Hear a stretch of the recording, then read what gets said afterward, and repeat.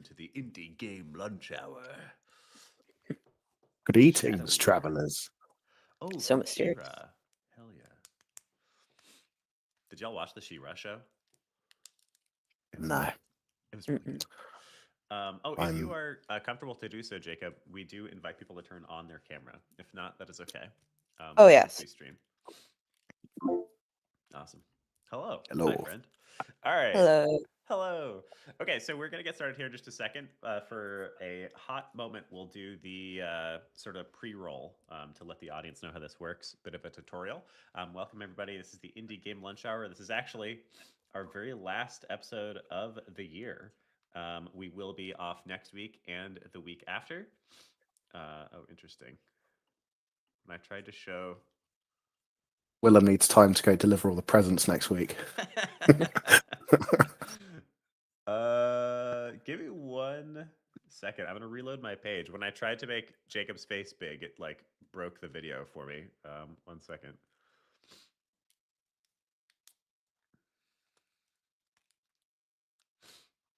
Harry, I'm afraid. I'm sorry. I don't think anyone wants to see me hopped up on eggnog. Willem's asked to speak. Shall I let him? Go on. I'm still waiting for the day where you're just like, nah. Yeah, it's the Tim Wood show now. All right. Cool. I'm back, and we do have functional video. Welcome, everybody, to the Indie Game Lunch Hour. We're going to get started with the formal recording in just a second. Before then, we'll do our little tutorial. If you're here in Discord, hello, welcome to Discord. If you're watching on the streams, hello, welcome to the streams. This is about a 45-minute podcast episode that we record once a week here in our Discord. The podcast is split into 2 main sections. The first section is the interview. Tim and I will be talking with our guest. Today it is Jacob Kuchinsky for about 20 to 25 minutes to get an intro to Jacob and his area of expertise. In the second half, it is time for community questions. So if you have questions for Jacob, we would love to see them. If you're in the Discord, you can leave them in the chat like this. This is a question. And then do me a favor and mark them with a Q emoji for me. If you like that question and want to see it answered, hit that Q button for me again, and that way I can see that many people want it answered. If you're in the streams, for the most part, I can follow along with the questions in there, so feel free to just drop them in the chat. I think that's mostly all we've got, so I think we can get started. Are we ready, everyone? Ready. All right, Tim, you got your script up? I have indeed. All right, let me get the bots in here. Craig. This year, I would like to thank Craig for being a tremendous free resource. All right, here we go. Oh, and Jacob, when we ask you what you're having for lunch, that is your cue that the intro is finished. And now you can jump in and start talking, okay? All right. All right, here we go. Welcome, indie game developers, to the Indie Game Lunch Hour, the best dang indie dev podcast on the planet. Today we're being joined by Jacob Kuchinsky, developer at Banana Peel Studios, to talk about always backing up your game.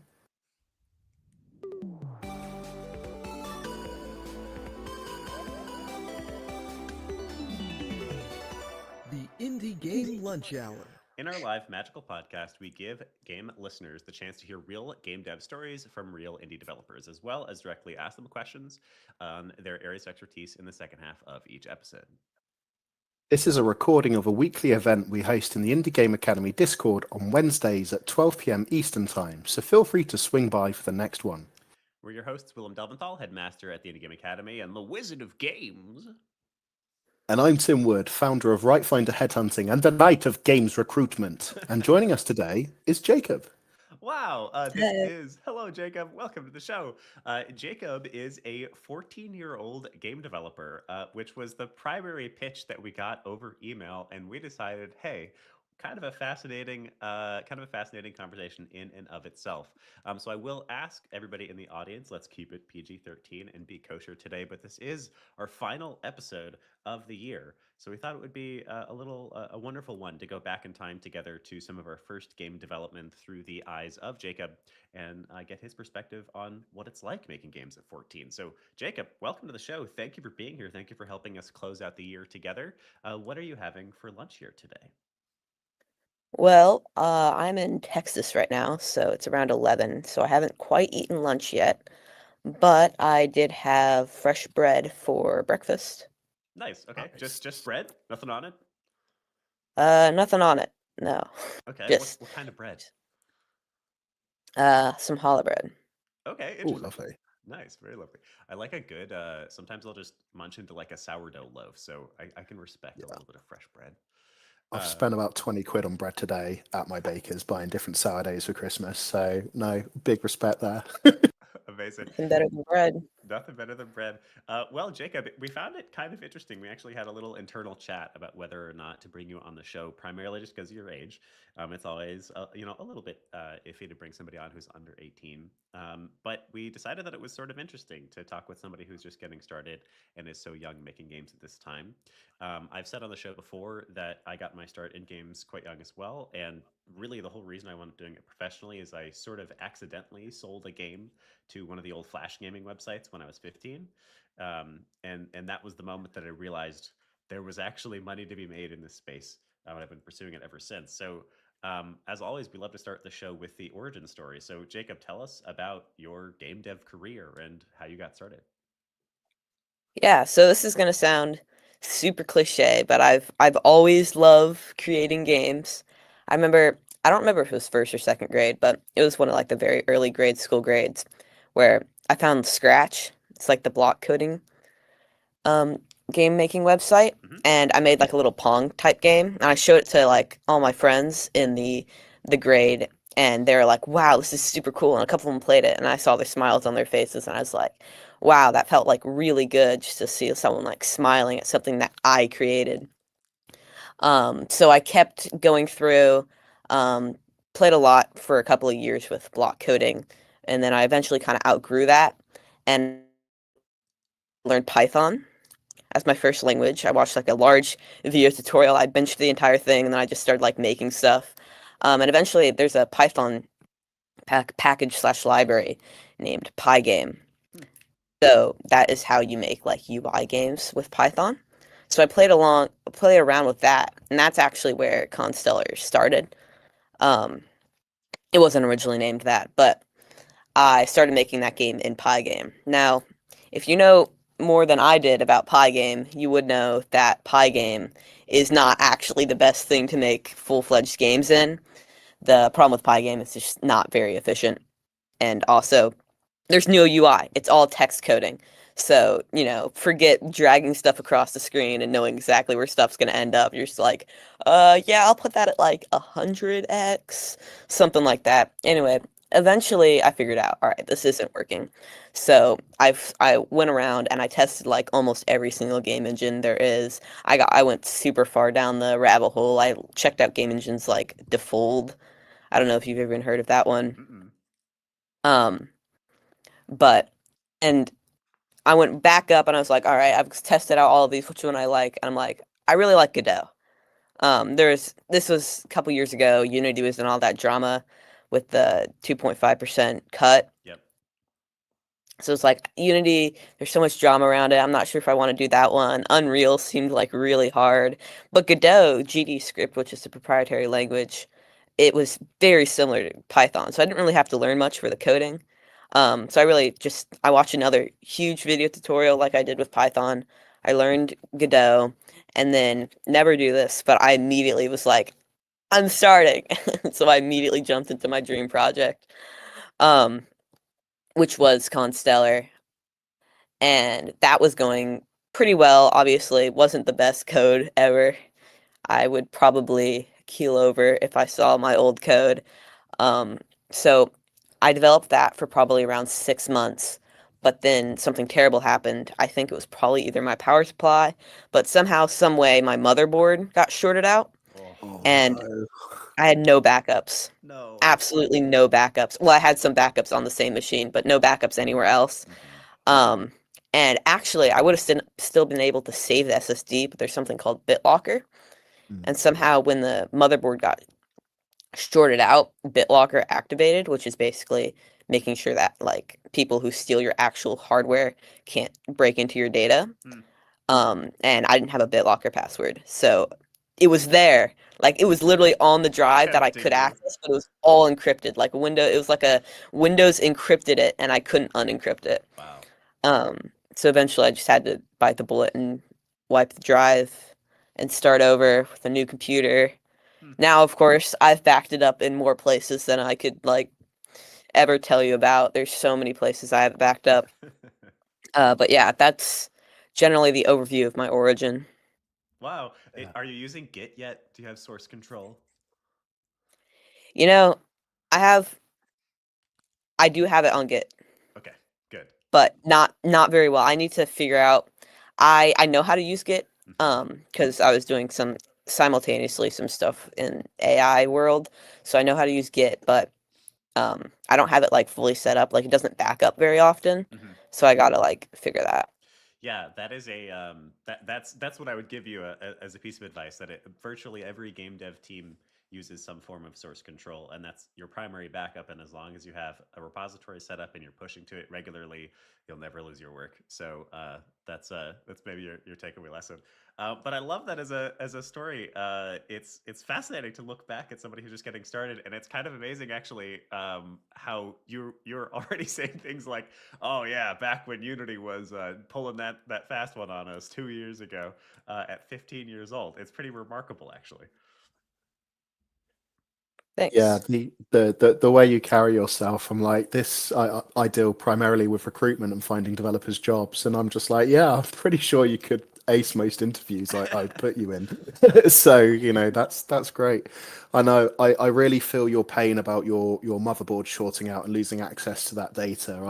I write in my spare time, and I now store everything on an external hard drive, memory stick, in the cloud, and emailing it to myself just so I've got those backups in place. But what does your own kind of backup system look like now? Because I think when you've learned through pain as you have, I feel like you might have a bit of a belt and braces approach.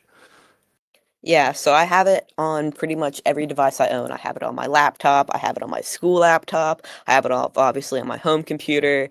I have it in G Drive. I have it in OneDrive. I have it in GitHub.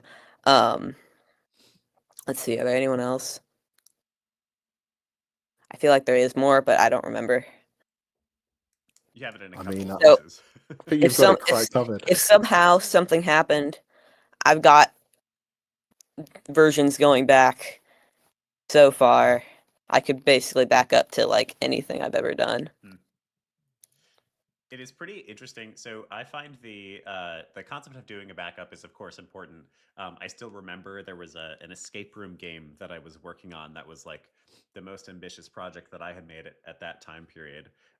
This was in Flash, and it had this whole sci-fi universe that I had created behind it with like cool space marine type characters, and you had to break out and don your armor, and my computer wound up crashing and I lost it, and I had no backups, and I never worked on it again. And I still think about it today. I can still picture the cool stuff I had been building in it. It was the first time I made a first person shooter in Flash. It was very cool.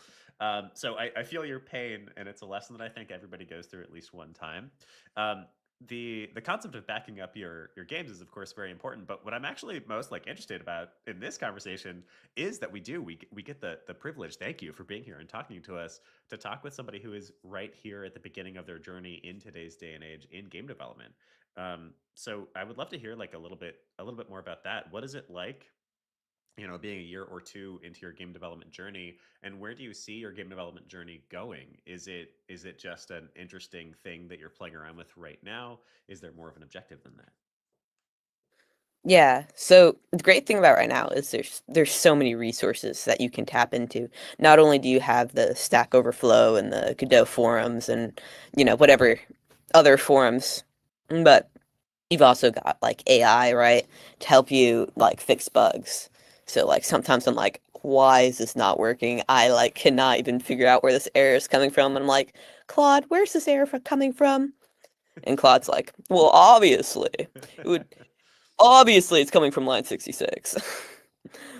um, and then also you've got these really big YouTube tutorials. Shout out to Clear Code for single-handedly teaching me how to use Godot. Amazing. And what's the objective in your mind? Are you on your way to work at CD Projekt Red? Are you starting your own indie studio one day? Like, what do you think? Or does it even matter? Is it just about making games right now? I think right now it's just about making games. I just want to get currently I just want to get something out there. It's a miracle that this project is still alive after what it's been through. But it's coming to close hopefully in the coming months, and I just want to get something out there. And then once this project's out there, um, I definitely want to look into probably making a lot smaller games, like games that only take me like 3 months, and working on that for a while so I can explore more diverse ideas and like really figure out like who I am as a game developer. Hmm. Um, and then from there, I'll figure out something. Very interesting. Now, Yeah, and sorry to jump in there, Willem, but I'm you really curious. I mean, you've been developing this game for the last 2 years or so, maybe adding in a bit of extra time when you literally built it up again from the ashes. But how's that overall process been for you, and how are you feeling now you're close to releasing? So I think it's coming out in Q1 2026, right? Yeah, hopefully, I don't have to. It was originally supposed to be Q4 2025, but Yeah. that didn't happen. But hopefully, I hit that. Working really hard, but um, yeah, the process has been really fun. I really like coding. I do a lot of coding, but um, also definitely not the best idea to go into a huge project like this.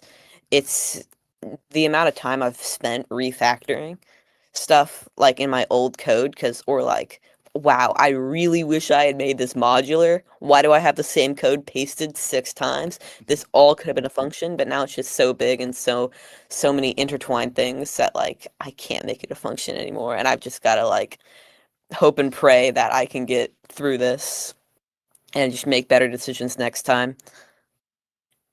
There's it's sort of interesting though. I will often, we just wrapped up a level 2 cohort, which is our tech intro program. It's to teach people how to use Unity and C Sharp.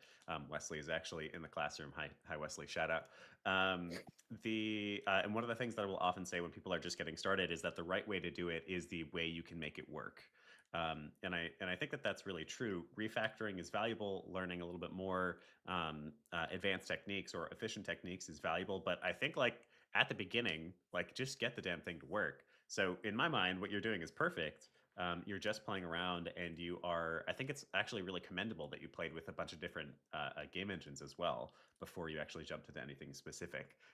It's not really contentious. I feel like Godot is generally very well loved, but I feel like we could maybe start a fight if we decided to pick sides. So why is Godot the best? Why not Unreal or Unity or some of the other options? Well, if I'm being honest, obviously Godot's has all the things with like the open source and stuff that Mhm. people cite a lot. But for me specifically, it was just the easiest option. I'd gone through all these game engines and I was like, I don't really like one more than the other. Like one isn't like exactly like, wow, this one's like, I really love the people who are in charge of this one. But Godot has GDScript. I already knew Python pretty well. Mhm. Um, and there was really good like tutorials online about it.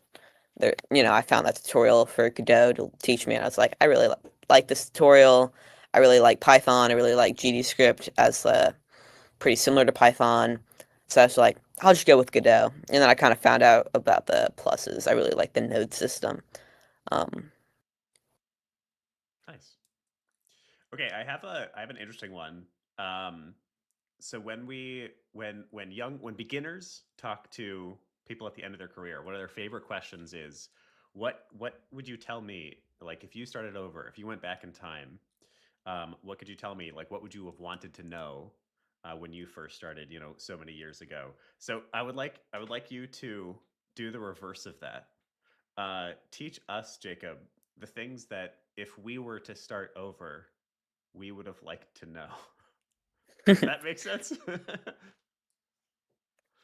yeah. Um, Glad Jacob understands. Put yourself in the position of a at the end of your career here at the beginning of your career. if I was really wise, I think Another wizard, I see. I think I would just tell you to really experiment with different things, really learn a lot, do a lot of research before you do something. Research like player progression, stuff that normally people wouldn't think about. Just like, I don't know, spend 30 minutes every day before you start coding, researching what you're about to be doing before you do it. Um, and that'll really benefit you in the long run, because even though you're spending time now, you won't have to spend time refactoring or completely like changing something fundamental in your game down the road. Okay. Nice. I like that. Yeah. Yeah, there's a wealth of different things to learn. Do you feel like you've hit the Dunning-Kruger moment yet, Jacob? Are you like, "Oh my God, I don't know anything yet?" Or Yeah, are I'm you I'm like right at the now? bottom of the pit. Okay, sweet. I'm Yeah. like, oh no, like there's so much I don't know. Yeah. I feel like I hit that Hopefully, around. hopefully I'm on the up though. Yeah, I would say you are at this point in time at 14 years old. I feel like I hit that pit at like year 2 or 3. I was so confident at first because to me it was it felt so easy, and then at some point I went, oh wow, yeah, I don't know anything, and I feel like I still feel like that. So we'll see. You tell me if you get out of that pit at some point. We'll see. I think we're all living in the pit right now, and that's okay. The only way's up then. It's nice Yeah, I down Um, think the here. mountain's infinitely high. Yeah, it's yeah. warm down here. We've got lots of friends. And Jacob, obviously you've got the launch of Constellar coming up, but you also mentioned you're looking at other projects that you could maybe complete in sort of a 3-month time frame. So I'd love to know a little bit about just how you generally structure your project time, because I mean, making a game start to finish within 2 years is still pretty good in itself, especially with a rebuild in there. So like, how does your own kind of pipeline work, and how often are you backing up as well? And how do you back up since you have it in 15 different locations? What does that process look like? Yeah, probably should have researched 30 minutes before I made my whole backup system. It's kind of a mess. But yeah, you back up to one machine, and you download that from another machine, which automatically backs up to a different cloud. Um, so hopefully, if it did go down right now, I know that there's tons of versions, but hopefully there's a version that's at least a couple days close. Hmm. Okay. Should be. So do you have like is there like a Last time I checked. checklist? It's like a pre-flight check where you're like, okay, I got to put it on this machine and then this machine, or is it a little bit more informal than that? I think it's probably a little more informal. I really got to make it more formal though. Should have learned my lesson, but we'll see. All right, I've got one for you then. Tell us about like the hairiest. You keep mentioning refactoring and learning rapidly. I can remember that phase, and it was a lot of fun. I feel like Tim, you probably have had some of this yourself, since a lot of the more technical side you're doing for the first time in the past couple of years. Um, Yeah. I remember those moments of being like, man, I wrote this 3 months ago, and I already know that this is the dumbest way ever to do this thing. Do you have any examples of exactly that, of hairy refactorization that you've done in the past couple of months? Oh, I've got some terrible things I did. Tell So us, for my spill the tutorial, juice. Okay. right, I had like 100 lines. If statement, and Yeah. this is still pretty prevalent. So many if statements. Yeah. Nothing was in arrays. No dictionaries. What's a dictionary? It's just all if statements. If iteration 19. Change text to this. I looked at that. I was like, I can't even change anything. So I went in and I completely just deleted everything except the text. Put that into a dictionary. Made an actual system for it. I still have a really bad upgrade checking system that I am just hoping I never have to refactor, because it's just like it's like 4 nested if statements. Hmm. Beautiful. I remember a good number of those myself. I had one. I like to tell. I like to tell the story because I just always thought it was such a funny bug. I had one that was a bunch of nested if statements. One of my earlier games that I still look back on fondly. We actually remade it with a bunch of students pretty recently. It was a demake of Animal Crossing. So we basically made like an 8-bit era version of what Animal Crossing might look like during that version, during that era. And it was a ton of fun. I loved making it, but it was when I was very early in my own coding career, so a lot of it was super janky. And I had behavioral decisions being made for characters in this town with just a giant nested if statement, giant nested if statement, like tree, I guess. And this was not just, it wasn't even like, I didn't have it split by classes either. So it was like each individual town person had their own giant tree of if statements and how they would behave. And it was so jank. It wound up creating a bug that I still don't really understand how it happened, but I managed to fix it in a different way. Where every time you went to a different acre, because it had the concept of acres from Animal Crossing, you'd walk to a different part of town.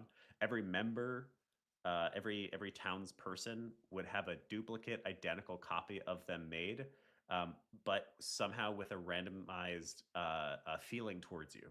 So you'd walk into town and go to the shop, and there'd be three Tom Nooks. One of them hates you, and one of them wants to marry you. And I still don't really understand how it's possible, but I wound up exporting and saving that build for all time because I thought it was so funny.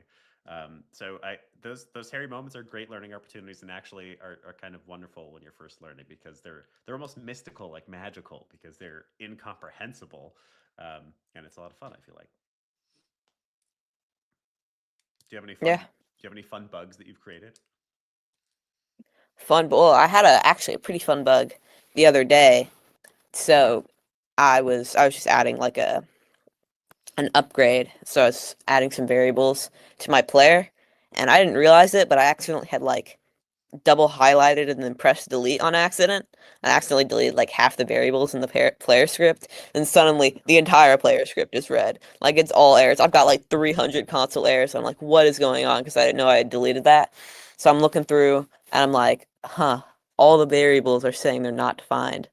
But before I had realized that, I had closed out Godot because I was like, maybe it's like a Godot issue. Because sometimes Godot starts like randomly error highlighting when it probably shouldn't.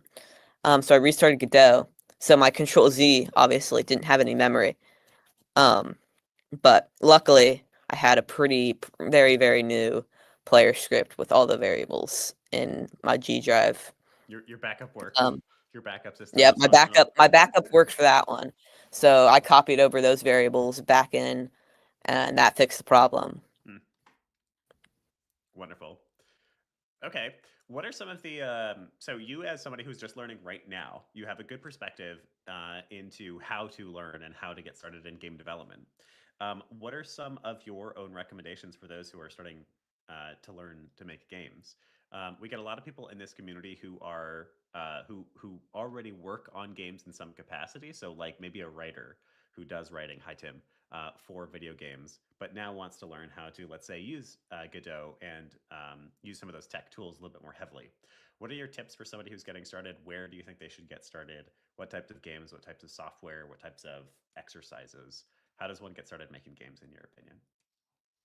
Well, so obviously I only know much about like how I did it. I know that like the tried and true like Udemy course is probably a pretty good route. Mm-hmm. Um, if you're like pretty motivated and you're like willing to just like slog it out for 24 hours, those like large video courses are always like pretty solid to like give you like an overall feeling for like the entire game engine. And then also making like a GPT or something on ChatGPT, like you can tell it like how you learn best, and like you can make your own curriculum and you can have it teach you like that. And I found that was like pretty good for at least getting you started. Interesting. Okay, so you made a custom GPT for just for yourself for learning. Yeah, not for Godot, because I learned that before GPTs were like really a thing. Mm-hmm. But like I wanted to learn like HTML. Mm-hmm. I wanted to at least have like a basic understanding of how to do front end because I was doing a lot of work on Python. I wanted to learn how to do a Flask server. Um, so I made a GPT and it taught me like pretty decent HTML knowledge. Obviously, I'm not like super good at HTML, but got me enough to where like I could like put together an HTML page. Nice. Interesting. Yeah, that's the kind of thing that I feel like I would not do for myself, but is a pretty. I use GPT pretty heavily these days, just in the day job. But I don't think I've used it for self propelled education yet. So that's a really cool idea. Yeah, that's interesting. And Jacob, I've looked at the Steam page and I've kind of watched a few of the footage bits of Constellar. I think my favorite is watching the little rocket ship move around the sun, and the other kind of cosmic bodies. But could you give us kind of your overview elevator pitch for the game itself? Because I love the art style. I think it's really creative. All right. The pitch is it's Galaga, but modernized with like elemental combo abilities, and you can go to other planets. Basically, just like if Galaga was built in like the modern day with like the resources we have now, this is what it could be. Awesome. No, I definitely get the Galaga vibe from it. So I guess, as a player, what kind of gameplay loops could I expect? And I know there's a demo out, and I'd encourage people watching this to maybe go check that out and have a play for themselves. But what are the key features of the title? So the demo is pretty short, pretty small. But basically you start out, you do the tutorial. It's the fighting is the main part of the game. It's Galaga-esque. You don't have like the multiple spaceships. You do have a couple of them in the later levels, but you start out with just like one spaceship you're fighting. And then so you fight that a couple of times. I think fourth level you get a dash. Then at second level you can like buy your first upgrade. The first four upgrades are like passive, and then the second upgrades are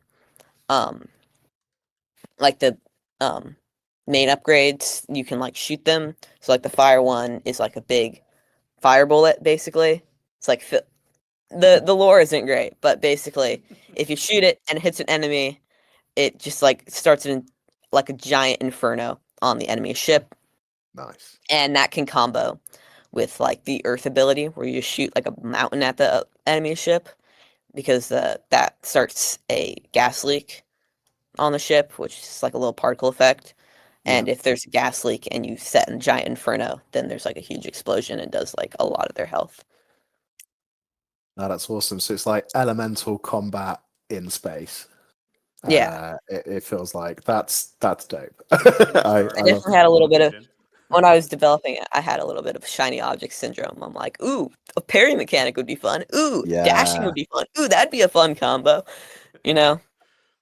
I mean that's what game dev's about, though, right? It's just like, like this is dope. Let's put that in. And I guess that's how we end up with feature creep. It's very true. I was about to say, like, that is its own lesson. Actually, is every game dev that has ever lived has gone through the trials and tribulations of having a cool idea and realizing it's completely unrealistic to add to the game, or the opposite. Actually, they have the coolest idea ever, they add it, they completely blow up their time span, and they swear to never do it again, and then on their next game they do it again. Yeah. That's cool. It looks a lot like FTL visually, which is one of my favorite games to just suddenly lose 20 hours to over a week. So no, I'll definitely be checking it out on release. I played FTL, but I died like 10 times over without making any progress. Yeah. And then I quit it. I've had it for about 5 years. I've never beaten it ever. I got to the Federation ship once, and that was it. I think I've beaten it only like once, and that was, it was a painful enough process that I was like, okay, I did it. I'm done now. Yeah, I'm never doing it again. I still play Slay the Spire on a regular daily basis. FTL, I don't think I've picked up in years, even though I look back on it so fondly. It's a wonderful game. All right, I have another interesting question for you. So, the game industry is not a thing that you're really a part of yet. You are, of course, the minute you start making games, you're a game developer, and so you're a part of the game industry. But you're not in it the way that our typical guest usually is. Our typical guest has been dealing with the hiring process, and has been launching their own studios and trying to find publishers, and has been really in it for years usually, and has experienced what the game industry is like. So for you, who's a little bit more of an outsider, and you're here largely just to learn to make games, I'm curious if you have any input or ideas on how the game industry might change in the coming years. What do you think is going to happen to the game industry in the next 5 years? Well, obviously AI is something that a lot of people have on their minds right now, in terms of AI is going to steal my job. Yes. But I don't believe that AI is ever going to be like fully replacing a game developer. I think it'll just shift more into game developers. They do like the creativity, they make the art, you know, they put the mechanics into place, and then they just have the AI kind of build out most of the code, right? So I think that could definitely be a changing factor. Um, you've got, you know, the AAA studios. Some of them are doing pretty well right now, but a lot of them, especially like Ubisoft, like they're in some pretty hot water right now in terms of their how a lot of their games lately haven't been doing all that well. Mhm. So I'm sure we'll see kind of we're already seeing it a little bit with like the indie revolution. Like I think from 2024, like 2025, or maybe it was 2023 to 2024, like there's like a 14% increase in indie share of the industry, Mhm. which is just crazy, especially compared to other years where it's like 3%, 1%. Yeah, it's a pretty insane growth. The stat that I think it was, if I'm remembering the stat correctly, I think it's just between 2024 and 2025, there's been roughly a 6 times number of indie studios founded, which is just like a wild swing. So, you know, if there's 2,000 indie Bonkers. studios founded in one year, you're 12,000 in this last year. Excuse me. So, Bless you. yeah, it's interesting to hear perspective. How do you think AI something that I find kind of interesting is that somebody who is freshly learning a space sometimes has better perspective on how the space is changing than somebody who's been in the space a long time, because we start to get our visions a little bit clouded by how things used to be done. So you, who is truly freshly learning the space, how do you think AI is going to shift how we make games? Do you think that the fears of it taking away jobs are like well founded? How do you think an indie studio, you know, a year or two or five from now will incorporate AI into their flow? Will it be solo developers using AI in every little thing? Will it be like we all kind of have a creative assistant? Will it be something else? Yeah. So I think AI probably will inevitably, sadly, take some people's jobs, especially in like large studios. I don't approve of, you know, AAA studios firing a bunch of people, but it's inevitably probably going to happen. But I think that in terms of indie, AI is going to be used hopefully more as just a tool. I think that eventually AI can't do exactly what you want it to do, right? If you just give it a prompt and you're like, if I just told it make a elemental space shooter based on Galaga, right? It would not make Constellar. It would make something that's, you know, much less fleshed out. So to make AI really work for you, you have to still you got to make the plans. You got to give it like a code structure still. You still have to do something like that, at least currently. Um, so I think that that is currently where AI is at. In the future, we'll see. Currently, I haven't used AI like a lot in Constellar's development. You know, I've used it to touch up my code there, but for my next game, I'll probably have it do maybe a little more.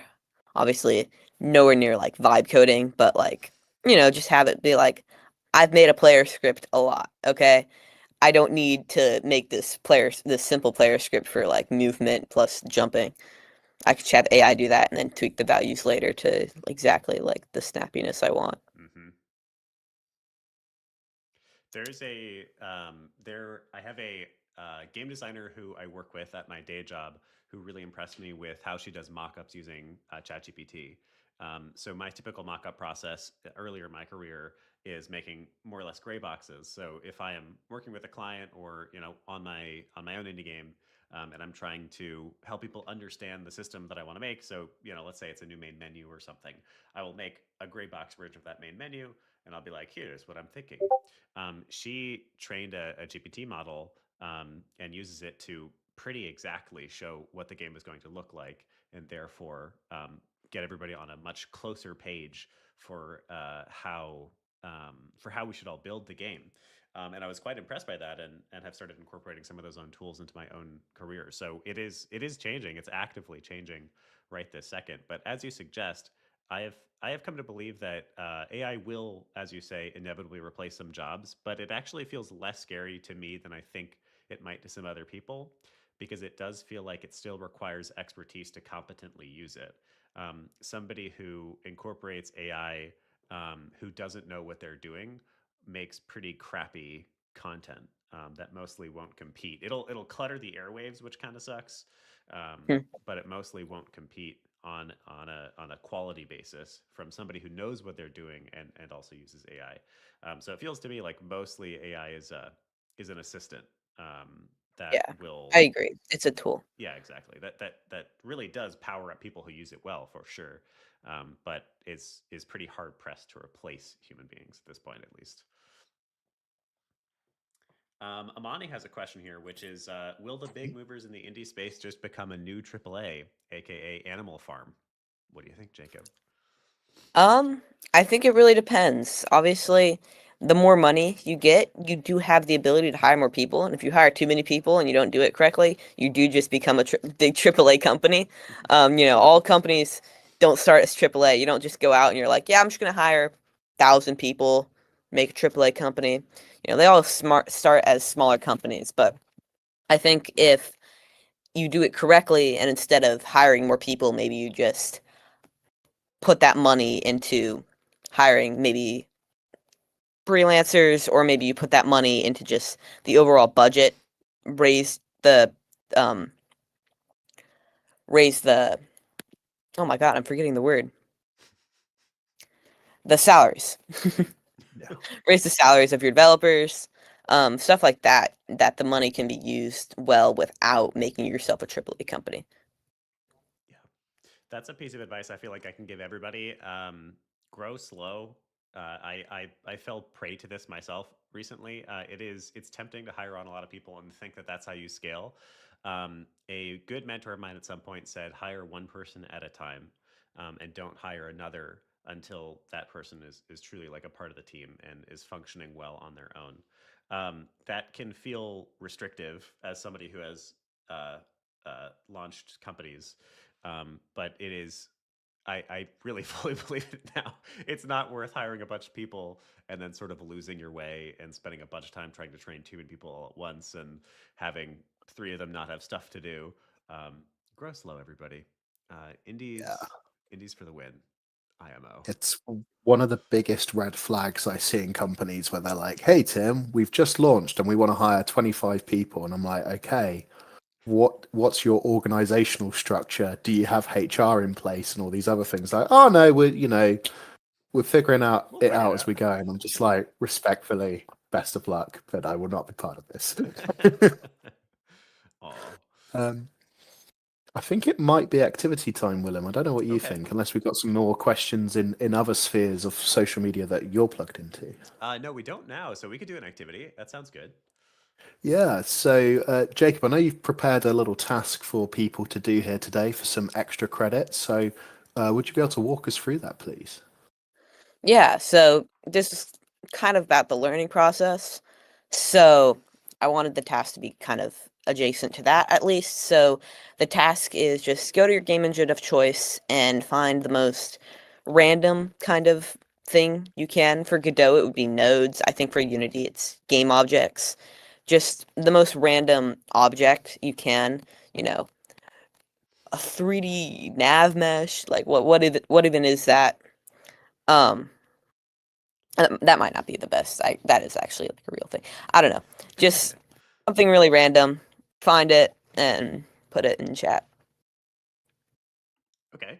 So Perfect. just go look for a new feature and that's it? Something that may not know Yeah, about? just look for something that you've never found before or used before. There's like 150 in Godot, so I could never use all of them. I have I'm a Unity boy, but mostly only because of circumstance. I happened to one of my first game industry jobs happened to be an early adopter of Unity, and so I've just used it for forever now. So I'll throw up the API's list of components because that seems like a way to find some stuff. Let's see. Okay, here we go. Yeah. I've just opened Twine. That's what I work in. The first one that comes to mind. So this is from a while ago now, but I always thought it was a fun use case. So do you know what a fixed joint is, Jacob, in Unity? I'm sure there's something equivalent in Godot. Like for like bone meshes. I'm not bone Correct. meshes, like bone Yeah, or a stuff like distance that. joint. There's a distance joint component. I don't really know. Okay, it's basically basically what it does is it hooks up in an invisible bone, as you said, from one point to another, so you can tell it where those points can be. And the interesting use case is you can have it hook up that invisible bone between multiple game objects. So that wound up being a solution to making a grapple hook in a class I taught some years ago now, and is still actually how I do that in Unity. So the way that Nice. our grapple hook system is working is it hooks an invisible bone between the player and the platform that you target, and then detaches that again once you let go. Cool. So that was always a fun one, the distance joint. That's really I just cool. did it for myself. I found something I've never seen before. Remote transform 2D. Ooh. It it puts its own um it puts its own transform 2D, which is like its position, scale, rotation, onto another node in the same scene. Ooh, that's nice. That could be useful. Laughing Umbra posts the Navigation Agent 3D. Ah, a classic one. Yes, that is a pre-created agent to navigate a 3D space. Wesley points out Unity's flare layer. I didn't know about this one. Apparently, a built-in lens flare component for cameras. Oh, Heck nice. yeah! You can do Juilliard. your own 2010 Hollywood homage Ah, with my that. man. Just stick it everywhere. So here's another fun fact for you. I don't know if you ran into this, Jacob. I don't even know if this is actually the case anymore. You can tell me if it is the case. Does Unreal still automatically attach a lens flare when you start a new project? Um, Godot or Unreal? Unreal. I assumed you played with Unreal. I don't know if you did. Oh yeah, I played with Unreal. I don't think so. I played Okay. with it. It was like a year and a half ago. Yeah, yeah. So it's been a bit, but I don't remember there being like a lens flare thing. Okay. Yeah, Unreal for the longest time would automatically attach a lens flare and I think like a bloom shader maybe or something so that every game looked more professional just straight up out of the box. And that's part of why Unreal still to this day has that reputation that it is higher visual fidelity than Unity is, which is genius. Unity Entities, says Harry. They're trying to remake things into lightweight game objects. Gotta be something I want to look into Cool. further. Hi, Wendy. Interesting. Awesome. This is a pretty interesting little learning exercise. Tim, do you have one to call out yourself? So I've not been entwined for a while, but I don't know how I've missed it, but there's just a part here where you can just put JavaScript in to run stuff automatically in web browser. So I might need to learn JavaScript and just coding in general. I actually really love JavaScript. That was one of my first coding languages. Yeah. There's a wheel It's collider in Unity. I didn't even know that. I guess I work in 2D more than 3D. Interesting. Awesome. So this is something that everybody can do for yourselves. Very simple. Just go and look for a new type of component and see how you can make it. Jacob, you had originally said, I think, coming up with a gameplay mechanic to create out of these components. Is that something that you're going Yeah. for? Yeah, so for the homework at the end of the episode, I Okay. thought it'd be fun to take the mechanic you found and try to make something like a really fast prototype out of it. Like for my I think it was transform layer 2D or something like that. Mm-hmm. You can make one where you have a player, but you've also got like a mirrored player with its same position, except Ooh. like further up. Yeah. So whenever you move around your player, you gotta like keep track of two of them. Nice. I don't Yeah. know. Yeah, that's great. Awesome. Okay, sweet. Before we can wrap up and do that homework and then close out the episode, but I wanted to ask you one last question, Jacob. So this is the Indie Game Lunch Hour's last episode of the year. So for those who are listening or here live with us, we won't have one during Christmas week next week during the holidays, and we won't have one the week after that either because it falls directly on New Year's. So we have a 2-week gap, very long gap for us here. So we'll see everybody again in 3 weeks. For this being the end of the year, Jacob, I was wondering if you could give us some New Year's wishes together. What are you hoping to get out of 2026, and what are you hoping for your fellow developers, perhaps for you and other game devs? Well, I'm hoping for a fun year. Where I'm hoping for not too difficult on the schoolwork, and I'm hoping for a successful game launch. And I think anyone who's launching a game is probably hoping for a successful game launch.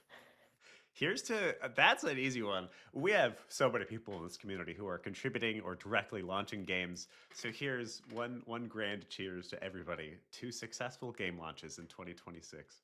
Tim has Ooh, an actual glass. Cheers, everyone. May I your got a water bottle. may your odds be ever in your favor. Nice, perfect. Yeah, awesome. And why don't we, as we close out the episode, for those who are live with us, give us some of your own 2026 wishes and your own 2026. Um, what is the word? Your New Year's resolution? yeah, that one. Your Yeah. resolutions for the year. I myself am gonna try to stick to calendars better. I don't know. I don't know if y'all have resolutions. I don't stick to my calendar as good as I should, even though I use the hell out of it. I don't Yeah. know, Tim. Do you have resolutions? Um, just to like finish all the projects I've started this Oh year, dear. like from a personal, like they're all going well. I just want to cap them off in the right way so I can then move on to the other things. And the age old, keep going to the gym and try and make the right choice and all those sort of things. But Eat healthy I food. just Ugh. ugh, I know it's such a drag. But my hopes for the industry are that it will keep recovering, and that developers will gradually get, the longevity and security of opportunities that they've not had for so long. Yeah. Generally, if everyone's happier and healthier, that's a good thing. So I'm hoping that for everyone who wants it. I love that. That's great. Yeah, Jacob, you started learning after 2020, which is sort of a miracle into and of itself. Because before 2020, man, the game industry was pretty tight. I mean, it was never perfect, but 2020 was like this remarkable boom year for us and was terribly exciting. And then it's been a bit shit ever since. So it's amazing that you picked it up anyway and began learning during this time period. So may all of your 2026 resolutions come true, everybody. Give yourself a little bit of love this holiday season. Why don't we close down the episode, Tim? Does that sound right? That sounds all right to me. All right. So you gave us our homework. You want to repeat it one more time, Jacob? Our extra credit assignment. Yeah, so take the super random game object node that you found and make a simple game mechanic out of it. Simple prototype. Awesome. Nice. And everyone, when you've done that, why not post it in the Discord or post it on LinkedIn? Tag me and Willem. We can forward that on to Jacob and show him what you've made, and we can crack on from there. Very exciting. Before we close things off, Jacob, I think let's plug Constellar one more time in the chat, Willem. But is there anything else we need to be aware of in your journey, your advertising, or anything like that you'd like people to keep track of? No, wishlist Constellar on Steam. Nice. So you heard it here, everyone. Wishlist Constellar. Let's give Jacob a great game launch when it does come out in Q1 2026, and stay tuned for the store page in case the timeline changes. But Jacob, thanks so much for coming on today and having lunch with Willem and I. I hope you have more bread for your lunch later and some other cool things too. And there'll be links in the Discord and on the places that we broadcast for where you can find us next year. Wow.